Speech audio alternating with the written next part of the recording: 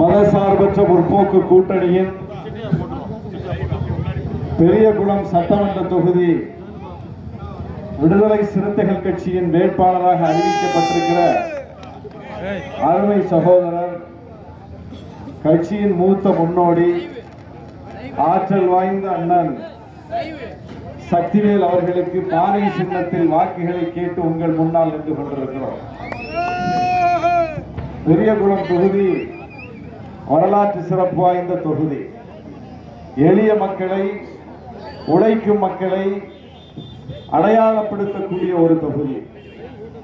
இந்த தொகுதியில் ஒரு எளிய மகன் தலைவர் எழுச்சி தமிழர்களின் தலைமையை ஏற்று 30 ஆண்டுகளுக்கும் மேலாக பயணித்துக் கொண்டிருக்கிற, ஒடுக்கப்பட்ட விளிம்புநிலை மக்களுக்காக ஓடோடி பணியாற்றி கொண்டிருக்கிற, அதிகாரத்தில் அமர்ந்தாலும் அமராவிட்டாலும், வாய்ப்பு கிடைத்தாலும் கிடைக்காவிட்டாலும் தொடர்ந்து மக்களுக்காக செயலாற்றி கொண்டிருக்கிற சக்திவேல் அவர்கள் பானை சின்னத்தில் போட்டியிடுகிறார். பானை சின்னம் ஏழை எளிய மக்களின் சின்னம், ஒடுக்கப்பட்ட விளிம்பு நிலை மக்களின் சின்னம், சிறுபான்மை மக்களின் சின்னம். பானை சின்னத்தில் நின்று சட்டமன்றத்திற்கு தேர்வானவன் நான். நாங்கள் நிற்கும் போது பானை சின்னம் எங்களுக்கு கிடையாது. சுயேட்சை சின்னமாக தேர்தலுக்கு 10 நாட்களுக்கு முன்னால் எல்லா சுயேட்சைகளுக்கும் சின்னம் ஒதுக்கப்படும் போதுதான் எங்களுக்கும் ஒதுக்கப்பட்டது. 10 நாளில் நாகப்பட்டினம் உட்பட 6 தொகுதிகளிலும் சின்னத்தை கொண்டு சேர்த்து 4 தொகுதிகளில் 2 பொது தொகுதிகளில் மகத்தான வெற்றியை பெற்றோம். ஆனால் இப்போது அந்த நிலை இல்லை. பானை சின்னம் அங்கீகரிக்கப்பட்ட சின்னம். வேட்பாளர் தொகுதிக்கு வரும்போதே சின்னத்தோடு தான் வந்திருக்கிறார். எனவே சின்னத்தை கொண்டு சேர்ப்பதில் எந்த பிரச்சனையும் இல்லை. சின்னம் சேர்ந்து விட்டது என்று நம்புகிறேன். பெரியகுளம் தொகுதியினுடைய ஒவ்வொரு வீட்டுக்குள்ளும் சின்னம் சேர்ந்து விட்டது. ஒவ்வொரு இல்லத்திலும் சின்னம் சேர்ந்து விட்டது. ஒவ்வொரு உள்ளத்திலும் சின்னம் சேர்ந்து விட்டது. சக்திவேல் அவர்கள் வெற்றி பெற்று விட்டார் என்பது நீங்கள் காட்டுகிற வரவேற்பில், உங்கள் ஆரவாரத்தில் எனக்கு விளங்குகிறது. அதுதான் சக்திவேல் வெற்றி பெற்று விட்டாரு, அப்புறம் எதுக்கு மயக்க பிடிச்சு பேசிக்கிட்டு இருக்கீங்க அப்படின்னு கேட்கிறீங்களா? சக்திவேல் வெற்றி பெற்று விட்டார். ஆனால் எத்தனாயிரம் வாக்கு வித்தியாசத்தில் என்பதை நாம் உறுதிப்படுத்த வேண்டும் அல்லவா? பல்லாயிரக்கணக்கான வாக்கு வித்தியாசத்தில் பெரியகுளத்தில் பானை வென்றது என்கிற பதிவை ஏற்படுத்த வேண்டும். சக்திவேல் அவர்களை எதிர்த்து, பானை சின்னத்தை எதிர்த்து போட்டியிடக்கூடியவர் டெபாசிட் காரியானார் என்கிற பதிவை நீங்கள் ஏற்படுத்த வேண்டும். அப்படிப்பட்ட ஒரு வரலாற்று பதிவை பெரியகுளம் தொகுதி மக்கள் ஏற்படுத்துவீர்கள் என்று நம்புகிறோம். மிக முக்கியமாக இன்றைக்கு இந்த அணி, திராவிட முன்னேற்ற கழகம் தலைமையிலான அணி ஏன் வெற்றி பெற வேண்டும், தளபதி மு.க. ஸ்டாலின் அவர்களின் நல்லாட்சி மீண்டும் ஏன் அமைய வேண்டும் என்பதை பற்றி சொல்வதற்குத்தான் இங்கே நாங்கள் வந்திருக்கிறோம். ஒரு பக்கம் தளபதி மு.க. ஸ்டாலின், இன்னொரு பக்கம் யார்? ஒரு பக்கம் தளபதி மு.க. ஸ்டாலின், இன்னொரு பக்கம் யார்? ஏன்பா அவர் பக்கம் தான் நம்ம நிக்கிறோம். ஒரு பக்கம் மு.க. ஸ்டாலின், இன்னொரு பக்கம் யார்? எடப்பாடி. எடப்பாடி வேண்டுமா, மு.க. ஸ்டாலின் வேண்டுமா? எடப்பாடி எப்படிப்பட்டவர்? நேற்று நாடாளுமன்றத்தில் ஒரு மசோதா வந்தது. என்ன மசோதா? நாடாளுமன்ற தொகுதிகளை மறுவரையறை செய்கிற ஒரு மசோதா. யார் கொண்டு வந்தார்? மோடி கொண்டு வந்தார், அமித்ஷா கொண்டு வந்தார். அதை எதிர்த்து நாம் ஒரு நெருப்பை பற்ற வைத்தோம். அது பற்றி பரவியது. நம்மோடு தென்னிந்திய மாநிலங்கள் இணைந்தன, அகில இந்திய கட்சிகள் இணைந்தார்கள். மோடியினுடைய சூழ்ச்சியை நாம் முறியடித்திருக்கிறோம். அவர்கள் கொண்டு வந்த மசோதா தோற்று போய்விட்டது. அது என்ன மசோதா? தமிழ்நாட்டில் எத்தனை தொகுதி இருக்கு? எம்பி தொகுதி 39 + 1 40. உத்தரப்பிரதேசத்தில் எத்தனை தெரியுமா? 80. இப்ப கொண்டு வந்த மசோதா தோத்து போச்சு இல்ல? அது வந்திருந்தா என்ன இருக்கு தெரியுமா? உத்தரப்பிரதேசத்துல 80 எத்தனையா மாறும்? 150 160 மாறும். தமிழ்நாட்டுல புதுவை சேர்த்து இருக்கிற 40 எத்தனையா மாறும்? 58 59 மாறும். இதுதான் எடப்பாடி என்ன சொல்றாரு, நமக்கு 40 தானே இருக்கு, அது 59 தானே மாற போகுது, இத போய் கெடுத்துட்டாரா ஸ்டாலின் அப்படிங்கிறாரு. இந்த செந்தில் கவுண்டமணி காமெடி பாத்திருக்கீங்களா? அண்ணா நான் 8 பாஸ், நீங்க 10ஆம் கிளாஸ் ஃபெயில், காமெடி பாத்திருக்கீங்களா? அந்த காமெடியை போல எடப்பாடி காமெடி பண்ணிட்டு இருக்காரு. 8ஆம் கிளாஸ் பாஸ், நீங்க 10ஆம் கிளாஸ் ஃபெயில். ஏன்பா நமக்கு 40ல இருந்து 59 ஆக போகுது, உண்மைதான். ஆனா உத்தரப்பிரதேசத்துக்கு 80ல இருந்து எத்தனையா மாற போகுது? அப்ப 80 160 மாறும் போது 40 எத்தனையா மாறணும்? 80 மாறணும்ல, 80 மாறணும்ல. ஆனா 40 59 மாத்திட்டு 80 160 மாத்தினா அவனுக்கு என்ன கொம்பு முளைச்சிருக்கா? ஊபிக்கு கொம்பு முளைச்சிருக்கா? அவனுக்கு அதே நாடாளுமன்றம் தானே, நமக்கு அதே நாடாளுமன்றம் தானே, அவனுக்கும் அதே அரசியலமைப்பு சட்டம் தானே, புரட்சியாளர் அம்பேத்கர் எழுதிய அதே அரசியலமைப்பு சட்டம் தானே, நமக்கு அதே அரசியலமைப்பு சட்டம் தானே. அவனுக்கும் ஒரு ஓட்டு தானே, நமக்கும் ஒரு ஓட்டு தானே. அவனும் வாயால தானே திங்கிறான், நம்மளும் வாயால தானே திங்கிறோம். அவனுக்கும் ஒரே பிரதமர் தானே, நமக்கும் ஒரே பிரதமர் தானே. அவனும் இந்திய குடிமகன் தானே, நம்மளும் இந்திய குடிமகன் தானே. அப்புறம் என்னடா அவனுக்கு 80 180 மாறுது, நமக்கு 59 40 59 மாறுது. இதை கேட்க வேண்டியது யாரு? இதை கேட்க வேண்டியது யாரு? தமிழ்நாட்டின் எதிர்கட்சி தலைவர் தானே நீங்க. உங்களை மக்கள் அங்கீகரிச்சு ஓட்டு போட்டு எதிர்கட்சி தலைவர் ஆக்கியிருக்காங்கல்ல. தமிழ்நாட்டின் எண்ணிக்கை குறைகிறது என்னும் போது அதை கேட்க வேண்டியவர் கேட்காமல் என்ன சொல்றாரு? அமித்ஷா சொல்லிட்டாருங்க, ஒன்னும் பிரச்சனை இல்லைங்க. அப்போ அதிமுக பேர்ல இருந்து அண்ணாவை எடுத்துட்டு யார் பேரை தான் போடணும்? நீ அமித்ஷாவை தான் போடணும். அதிமுக அல்ல, அமித்ஷா திமுக. அமித்ஷா திமுக என்கிற அதிமுகவை நடத்தி கொண்டிருக்கிற எடப்பாடி வேண்டுமா? மோடி கொண்டு வந்த இந்த சட்டத்தை எதிர்த்து நெருப்பை பற்ற வைத்த தளபதி மு.க. ஸ்டாலின் வேண்டுமா? ஜெயலலிதா அம்மா இருந்த வரைக்கும் மோடி நீட் இடத்துல எங்கேயாவது கையெழுத்து போட்டாங்களா? ஜிஎஸ்டி ஒரு சட்டம் கொண்டு வந்தாங்கல்ல, அதை அந்த அம்மையார் இருந்த வரைக்கும் ஏற்க மாட்டேன்ட்டாங்க. உணவு பாதுகாப்பு சட்டம் ஏற்க மாட்டேன்ட்டாங்க. உதய் மின் திட்டம் ஏற்க மாட்டேன்ட்டாங்க. பிஜேபி கொண்டு வந்த திட்டம் தமிழ்நாட்டுக்கு எதிராக இருந்தா ஏற்க மாட்டேன் என்று சொன்னவர் ஜெயலலிதா அம்மையார். அந்த அம்மையார் மறைஞ்ச உடனே ஜிஎஸ்டியை ஏத்துக்கிட்டார் எடப்பாடி.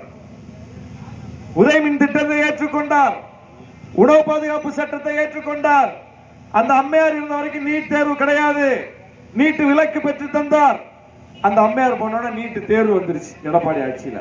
இது மட்டுமில்ல, சிறுபான்மை மக்களை வஞ்சிக்கக்கூடிய வகையில் மோடி அரசு கொண்டு வந்த கொடுஞ்சட்டமான குடியுரிமை திருத்த சட்டம், அதை எதிர்த்து இந்தியா முழுவதும் சிறுபான்மை மக்களும் ஒட்டுமொத்த மக்களும் வீதியில் இறங்கி போராடினார்கள்.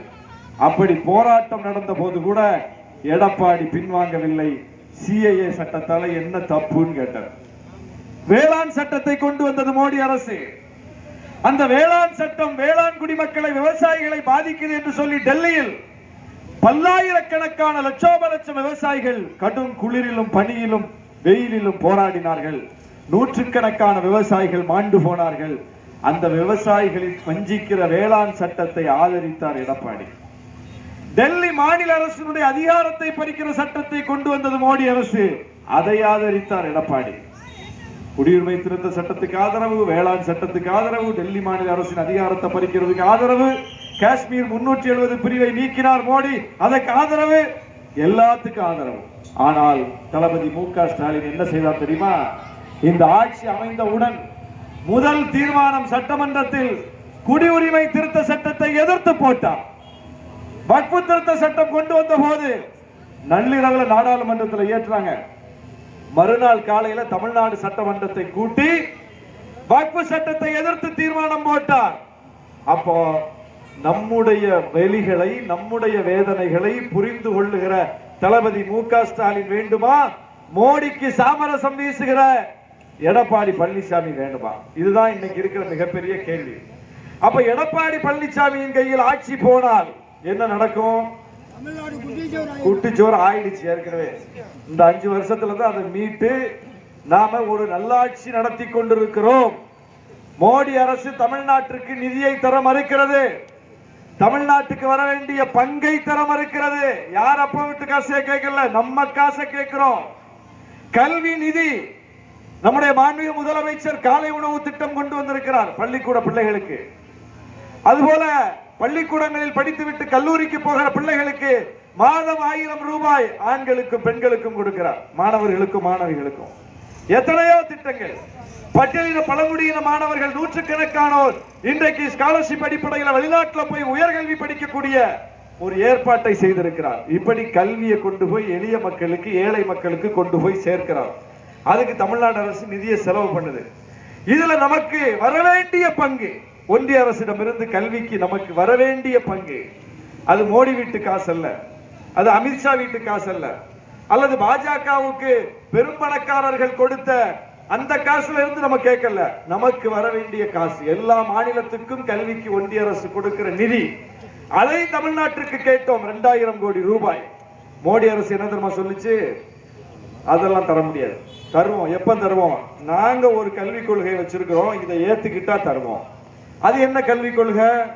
இந்த ராஜாஜின்னு ஒருத்தர் இருந்தார்ல தெரியுமா, தமிழ்நாட்டுல முதலமைச்சரா இருந்தார்ல, அவர் ஒரு திட்டத்தை கொண்டு வந்தார். அவர் ஏன் வீட்டுக்கு போனார்னு தெரியுமா? முதலமைச்சரா இருந்தவர் ஏன் வீட்டுக்கு போனாரு? குலக்கல்வி திட்டம் என்று ஒரு திட்டத்தை கொண்டு வந்தார். அதை எதிர்த்துத்தான் தந்தை பெரியார் தமிழ்நாட்டினுடைய வீதிகளில் மிகப்பெரிய கிளர்ச்சியை செய்தார். காமராசர் அந்த ஒரு நிலையில் தான் முதலமைச்சர் ஆனார், கல்வி கண் திறந்த காமராசர். அப்ப ராஜாஜிக்கு ஏன் எதிர்ப்பு வந்துச்சுன்னா, குலக்கல்வி திட்டம்னு ஒரு திட்டத்தை கொண்டு வந்தார். அப்படின்னா என்ன? இப்ப நம்ம அப்பா தச்சு வேலை செய்கிறார்னு வைங்க, அந்த பையனும் தச்சு வேலைக்கு போகணும். அப்பா கொத்தனாரா இருந்தா பையனும் கொத்தனார். அப்பா சைக்கிள் கடை வச்சா பையனும் சைக்கிள் கடை. அப்பா பஞ்சர் ஓட்டா பையனும் பஞ்சர் ஓட்டணும். இதுதான் குலக்கல்வி திட்டம். எவ்வளவு பெரிய கொடுமை, எவ்வளவு பெரிய கொடுமை இது, எவ்வளவு பெரிய சமூக அநீதி இது. நானாவது பஞ்சர் ஓட்டி கொண்டிருக்கிறேன், என் பிள்ளையாவது படித்து டாக்டர் ஆகட்டும் என்பதுதானே பஞ்சர் ஓட்டுகிறவனின் கனவு. நான் தச்சு வேலை பார்க்கிறேன், என் பிள்ளை இந்த வேலை பார்க்க கூடாது, அவன் இன்ஜினியர் ஆகட்டும் என்பதுதானே ஒவ்வொரு தச்சு வேலை பார்க்கக்கூடியவரின் கனவு. இந்த கனவுல மண்ணள்ளி போடுற திட்டம் தான் குலக்கல்வி திட்டம். அதுதான் இன்னைக்கு மோடி அரசு புதிய கல்விக் கொள்கைன்னு வடிவமைத்து அதை நம்மளை ஏத்துக்க சொல்லுது. இதை ஏத்துக்கிட்டா 2000 கோடி தர்றேன். அப்ப நம்ம எடப்பாடியா இருந்தா என்ன செஞ்சிருப்பாரு? ஏற்கனவே நான் ஆட்சி நடத்த கஷ்டப்படுறேன், நிதி இல்ல, மோடி 2000 கோடி ரூபாய் தருவேங்கிறாரு, பேப்பரை ஒண்ணு நீட்டு கையெழுத்து போட சொல்றாரு. அது என்ன ஒரு கையெழுத்து தானே, போட்டா போகுதுன்னு போட்டிருப்பாரு. ஆனா நம்முடைய முதலமைச்சர் என்ன தெரியுமா சொன்னாரு? உன்னுடைய 2000 கோடிக்காக, நீ தருகிற 2000 ரூபாய் பணத்துக்காக 2000 ஆண்டுகள் தமிழ்நாட்டை பின்னோக்கி இழுக்க மாட்டேன், அந்த பாவத்தை செய்ய மாட்டேன்னு சொன்னார். எடப்பாடி வேணுமா, மு.க. ஸ்டாலின் வேணுமா, யார் வேணும்? அப்போ மக்களுக்கான ஆட்சியை நடத்தியார். எவ்வளவோ நிதி நெருக்கடிக்கு மத்தியில் மகளிர் உரிமை தொகை தந்தாரா இல்லையா? அதை தர முடியாதுன்னு சொன்னாங்க, வாய்ப்பே இல்லைன்னாங்க. எப்படி கொடுக்க முடியும்னு கேட்டாங்க, எங்க இருந்தியா நிதி வரும்னு கேட்டாங்க. ஏராளமான கேள்விகள். ஒன்றிய நிதி அமைச்சரை கேட்டார், அதெல்லாம் வாய்ப்பே இல்லைங்க, எங்க இருந்து வரும்? இப்படி 1 கோடி பேர் 1.5 கோடி பேருக்கு மாசம் 1000 ரூபாய் எங்க இருந்து கொடுக்க முடியும்? அதெல்லாம் சான்ஸே கிடையாது அப்படின்னு சொன்னாங்க. ஆனால் மிக வெற்றிகரமாக அந்த திட்டத்தை செயல்படுத்தி 1,37,00,000 மகளிரின் வாழ்வில் ஒளியேற்றியவர் தளபதி மு.க. ஸ்டாலின். இப்ப அந்த 1000 ரூபாயை எவ்வளவு தருவேங்கிறாரு? 2000 ரூபாய் தருவேங்கிறாரு.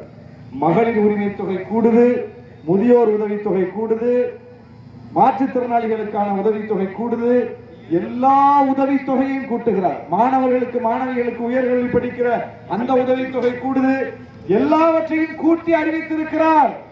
வெறுமனை வாக்குறுதி அல்ல, வெற்று வாக்குறுதி அல்ல. அவர் ஒரு வாக்குறுதியை கொடுத்தால் கட்டாயம் அதை நிறைவேற்றுவார் என்பதை நிறைவேற்றி காட்டியிருக்கிறார். அப்படிப்பட்ட ஒரு மகத்தான ஆட்சி செய்யக்கூடிய நம்முடைய திராவிட மாடல் ஆட்சி மீண்டும் அமைய வேண்டும் என்றால் யார் வந்து வரணும்? ஏன் நம்ம தலைவர் எழுச்சி தமிழர் எத்தனையோ கூட்டணி கட்சிகள் கூட்டாங்கல்ல, நம்ம விஜய் கூட கூப்பிட்டார்ல, வாங்க வாங்க இந்த வடிவேலு கிட்னி எடுக்க கூப்பிடுவாங்கல்ல, அது மாதிரி வா வா ஆட்சியில பங்கு தர்றேன், ஆட்சியில பங்கு தர்றேன். சரிப்பா, பங்கு தர்றது இருக்கட்டும், உன் பங்கு என்னப்பா? உன் பங்கு என்ன? நீ எந்த தேர்தல்ல போட்டிட்ட? ஒரு இடைத்தேர்தலையாவது போட்டிட்டியா? விக்கிரவாண்டியில மாநாடு நடத்தினியா, அங்க இடைத்தேர்தல் வந்துச்சுல்ல, போட்டிட்டியா? ஈரோட்ல பெரியார வந்து கொள்கை தலைவரா வச்சிருக்கியா? அவர் பிறந்த மண்ணான ஈரோட்ல இடைத்தேர்தல் வந்துச்சுல, அங்க போட்டிட்டியா? உன் கொள்கை எதிரி பாஜகவை வீழ்த்துவதற்கு நாடாளுமன்ற தேர்தல் வந்துச்சு, 40 தொகுதியில போட்டி பாஜகவை எதிர்த்து போட்டியா? எந்த தேர்தலையும் போட்டியிடல. சரி, தேர்தல் பிரச்சாரத்துக்காவது 6 மணிக்கு மேல வருவியா? 6 மணிக்கு மேல ஆட்டோ ஓடாது. கிறிஸ்துமஸுக்கு வந்து கேக் வெட்டினார். சரி, நல்ல மகிழ்ச்சியா கொண்டாடணும் எல்லாரும். நம்மளும் தான் கேக் வெட்டணும்.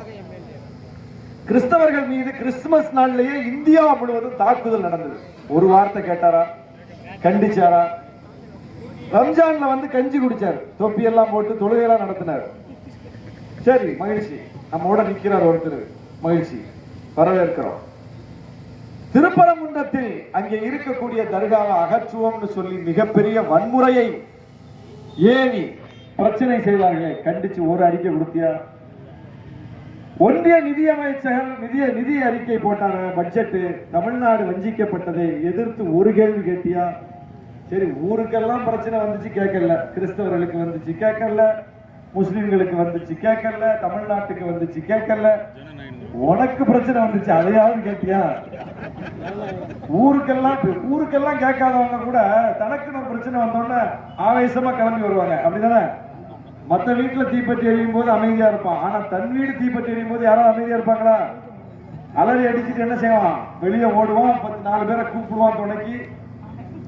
அப்படி தன் வீடு எரியும் போதே கொளுத்தியவன் பிஜேபிங்கிறதுனால எதிர்த்து பேச துணிவில்லாத விஜய் ஒரு பக்கம், பாஜக எது சொன்னாலும் தலையாட்டுகிற எடப்பாடி ஒரு பக்கம், பாஜகவை எதிர்த்து சமர் புரிகிற திமுக அணி இன்னொரு பக்கம். யார் வேணிப்பா நமக்கு?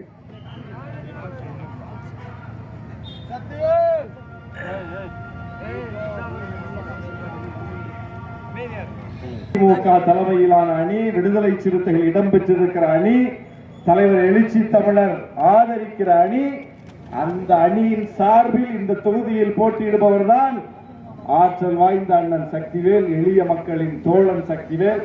ஆற்றல் அரசு என்கிற பெயரை பெற்றிருக்கிற சக்திவேல் அவர்களுக்கு பானை சின்னத்தில் நீங்கள் முத்திரையிட்டு அவரை பெருவாரியான வாக்கு வித்தியாசத்தில் வெற்றி பெற செய்ய வேண்டும்.